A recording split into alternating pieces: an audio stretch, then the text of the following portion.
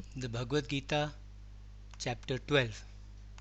In chapter 12, Lord Krishna tells about the worship of a personal God having form and attributes, and also about worship of Brahm, the Absolute, who is without form and attributes, and the fruit of such worship.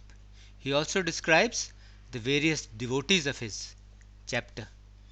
Arjun asks Lord Krishna, Lord, those devotees who with full faith and devotion worship your manifest form, and others who worship that unmanifest, formless, imperishable Brahm without attributes, which of them is better versed in yoga? Lord Krishna replies, Parth, those who apply their minds to my manifest form and worship me with utmost faith and devotion, these I consider to be better versed in yoga. Those who, fully controlling all their senses, continuously, without distraction, with single pointed concentration, and with full faith and devotion, worship the unmanifest Brahm, who is beyond the mind and the intellect, who is all pervading, who is indescribable, and who is always the same, who is permanent, immovable, formless, and the same in all situations, they too, like the others, attain to me only. But the difficulties of those who worship the unmanifest is much, much greater, because the goal of the unmanifest is very hard to attain for the embodied. Those people who offer up all their actions to me, the manifest Lord with attributes, and who, constantly meditating on me, worship me with full faith and devotion, who always concentrate all their thoughts on me, I quickly release them from this finite and limited world which is defined by death. Therefore, Path, concentrate your mind and your intellect and surrender them both to me only. After that, without doubt, you shall attain me.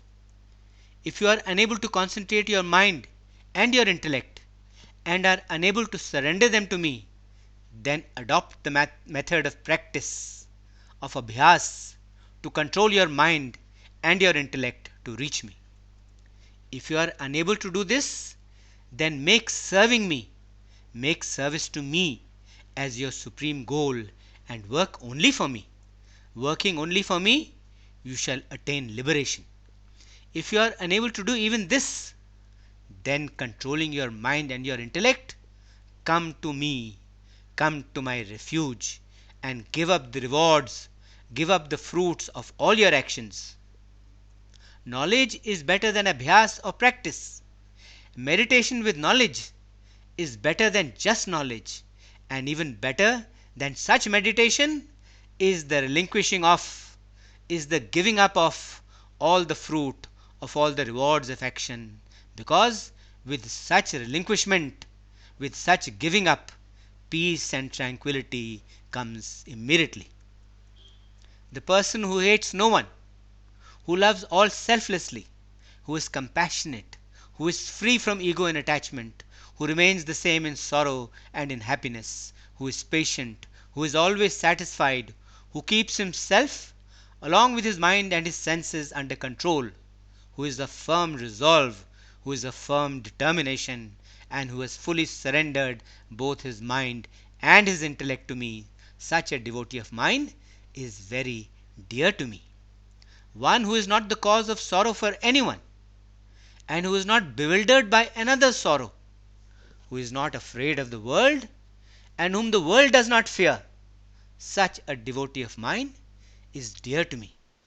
One who does not expect anything from anyone, who is pure inside and out, who is skilled in action, who is free from worries, and who makes no effort to get any reward of any action of his, such a devotee of mine is dear to me.